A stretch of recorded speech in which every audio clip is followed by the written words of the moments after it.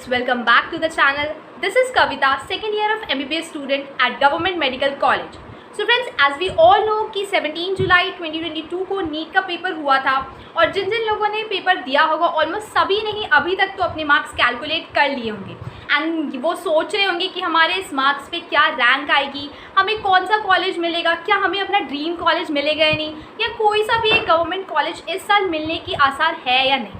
और वही मैं बात करूँ, जिन भी लोगों ने पेपर दिया होगा उन्होंने पेपर एनालिसिस तो किया ही होगा कि इस बार कैसे पेपर आए थे, bio, chemistry, physics and overall paper analysis. So friends, इस वीडियो में मैं आपकी सारी कन्फ्यूजन को दूर करने जा रही हूँ। इन दिस वीडियो मैं आपको नीट 2022 पेपर का एनालिसिस बताऊंगी और मार्क्स वर्सेस रैंक का भी प्रेडिक्शन करूंगी। आपकी सारी कन्फ्यूजन को दूर करने के लिए मैं ये वीडियो लेकर आई हूँ और इस वीडियो में मैं आपको दो चीज़ें बताऊंगी। First thing is that NEET 2022 का पूरा पेपर एनालिसिस करूंगी एंड दूसरी कुछ सिलेक्टिव मार्क्स यानी जो एवरेज मार्क्सेस होंगे उनके अगेंस्ट रैंक क्या होगी वो भी प्रेडिक्ट करूंगी। सो फ्रेंड्स, मैं ये तो नहीं कहूँगी कि जो मैं रैंक प्रेडिक्ट करने जा रही हूँ वो 100% श्योर होगा, बट आप इस पर ट्रस्ट कर सकते हो कि इसके आसपास ही होगा। सो फ्रेंड्स, बिना समय गवाए लेट्स गेट स्टार्टेड। सबसे पहले मैं नीट 2022 का एनालिसिस करना चाहूँगी। सो उसमें मैं कुछ पॉइंट्स बताना चाहूँगी, कुछ इंपॉर्टेंट मेजर पॉइंट्स। तो सबसे पहले मैं ये पॉइंट बताना चाहूँगी कि नीट 2020 के लिए कम समय था बच्चों के पास। अब आप सोच रहे होंगे ये कैसे आप दीदी बोल रहे हो, बिकॉज पिछले ईयर तो जो नीट 2021 हुआ था वो सितंबर में हुआ था and this year it has occurred in July itself. So आप सोच सकते हैं 2 महीने तो कम ही हुए ना। एंड हम ये नहीं बोल सकते कि किसी भी कंपटीशन में चाहे वो 10 दिन ही कम हो या 1 महीना बहुत मायने रखता है। सो इस साल बच्चों को नीट 2022 पेपर जिन्होंने भी दिया होगा उनके पास 2 महीने कम थे।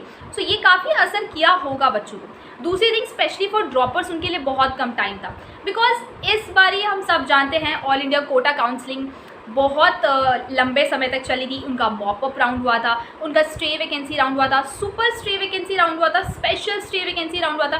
सो आई थिंक बहुत मार्च तक तो ये स्टे वैकेंसी राउंड चल ही रहे थे। सो जो ड्रॉपर होंगे जिनकी आशा होगी कि उनका इस साल होने वाला है या इस कॉलेजेस के लिए वो लोग दूसरे कॉलेजेस के लिए डिफरेंट काउंसलिंग में पार्ट ले रहे होंगे, तो उनका तो काफ़ी समय गया ना। बिकॉज अगर आप एक तरफ तैयारी कर रहे हो और दूसरी तरफ काउंसलिंग में भी इन्वॉल्व हो तो आपका माइंड काफ़ी डेविएटेड रहता है, तो आप एक चीज़ पे फोकस नहीं कर सकते हो।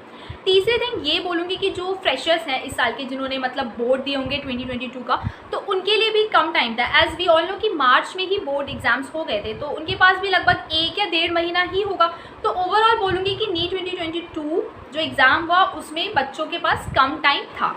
ओके, सब रीजंस की वजह से जो मैंने आपको बताया, सो ये कहीं ना कहीं कट ऑफ पे असर तो देगा ही। सो इनकी वजह से cut off will be decrease in my view. Okay, subject wise analysis कर देते हैं, like biology, physics and chemistry, उन सब के पेपर कैसे आए थे और इनका असर क्या पड़ेगा कट ऑफ पे, स्टूडेंट्स ने क्या रिएक्शन दिए। चलिए हम वो स्टार्ट करते हैं। सबसे पहले हम बायोलॉजी सब्जेक्ट के बारे में डिस्कस कर लेते हैं। तो इस ईयर मेरे अनुसार जो मैंने पेपर एनालिसिस किया तो उसके अनुसार मेरे को ना बायो थोड़ा लेंदी लगा और थोड़ा ट्रिकी भी लगा। एज वी ऑल नो कि हर साल बायो बहुत इजी आती है, उस वजह से ना हर साल बायोलॉजी की वजह से कट ऑफ बहुत इंक्रीज़ होती हुई नज़र आती थी।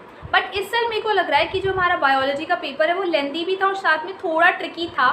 सो दैट्स वाई ये थोड़ा कट ऑफ पे असर डालेगा और थोड़ा कट ऑफ नीचे जा सकता है। ओके, अब हम दूसरे सब्जेक्ट की ओर चले विच इज़ फिज़िक्स। तो फिज़िक्स वॉज ईजी।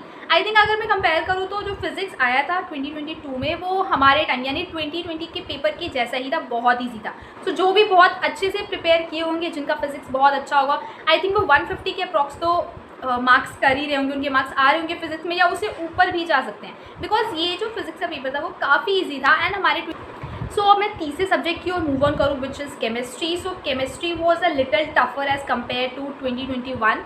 मेरे को लगा कि केमिस्ट्री थोड़ा टफ था बिकॉज 2021 का paper chemistry was almost from NCERT, but इस बार का एनसीईआरटी से था बट थोड़ा घुमा फिरा के था, थोड़ा इजी प्रिटेंड हो रहा था। बट क्वेश्चंस जो थे वो इजी प्रिटेंड हो रहे थे, बट लोगों के ना इसी में मिस्टेक्स हुए हैं। मैंने बहुत सारे स्टूडेंट से बात करी तो उन्होंने कहा कि दीदी केमिस्ट्री का पेपर ना हमने बहुत जल्दी सॉल्व कर लिया, बट जब वो घर जाके पेपर मार्क्स कैलकुलेट कर रहे थे ना, तो जो वो ईजी दिखने वाले क्वेश्चंस थे ना वो उनके गलत हुए थे। तो पेपर थोड़ा ना केमिस्ट्री का टफ मैं मान सकती हूँ अगर मैं नीट 2021 से कंपेयर करूँ।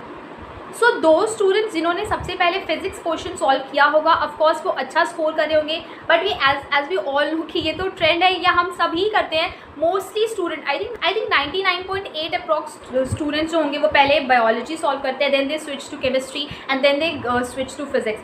बट जिन्होंने भी इस बार पहले फिजिक्स सॉल्व किया होगा ना, आई थिंक उनका मार्क्स बहुत अच्छा ही बन रहा होगा। तो एक्स्ट्रा टाइम जो इस बार दी गई थी, बिकॉज नीट इस बार 3 घंटे का नहीं था, उससे ज़्यादा का था, तो अगर जो एक्स्ट्रा टाइम दी गई थी लोगों को वो बिल्कुल भी यूज़ का नहीं रहा अगर उन्होंने पहले ही OMR शीट भर दी होगी। बिकॉज अगर आपके पास टाइम गिवन है तो आप एक बार ना दोबारा रीचेक करके फाइनल OMR शीट भरते तो शायद इस बार सिली मिस्टेक्स नहीं हो। सो बायोकेमिस्ट्री की ओवरऑल बात करूँ तो रैंक वर्सेस मार्क्स नीचे ज़्यादा तो नहीं दिख रहा है, बट जो इंक्रीज़ एक्सपेक्ट करते हैं हम ड्यू टू इंक्रीजिंग कॉम्पिटिशन वो कहीं हद तक न्यूट्रलाइज होते हुए दिख रहा है इस समय। सो चलिए अब हम कुछ रैंक्स वर्सेस मार्क्स के बारे में थोड़ा जान लेते हैं कि कितने मार्क्स पे क्या रैंक प्रिडिक्ट हम कर सकते हैं। So let's see. I think जिन बच्चों के 630 या प्लस माइनस मार्क्स आ रहे हैं उनके रैंक अप्रॉक्स 10 के अराउंड जा सकते हैं, उससे कम भी जा सकते हैं या थोड़ा ज़्यादा जा सकते हैं, बट इसी के अराउंड रहेंगे।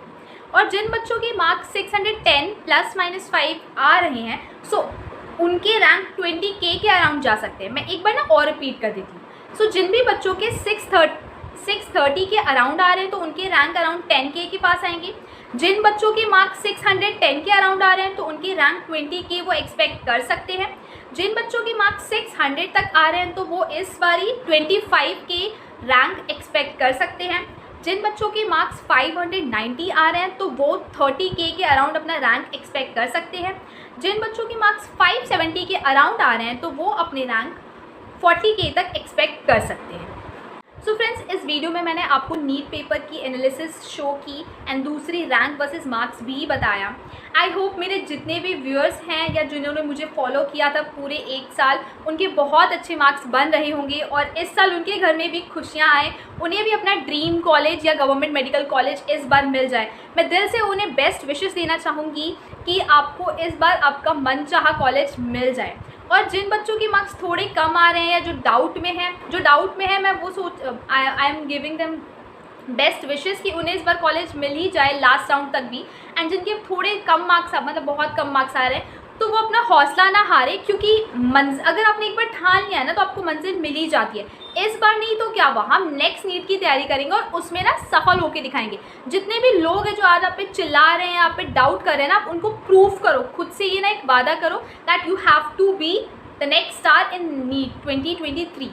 सो फ्रेंड्स, इस वीडियो में इतना ही। आई होप मेरी इस वीडियो से आपको हेल्प मिल गई होगी। So please do subscribe, like and share my video. मिलते हैं नेक्स्ट वीडियो में। Bye bye.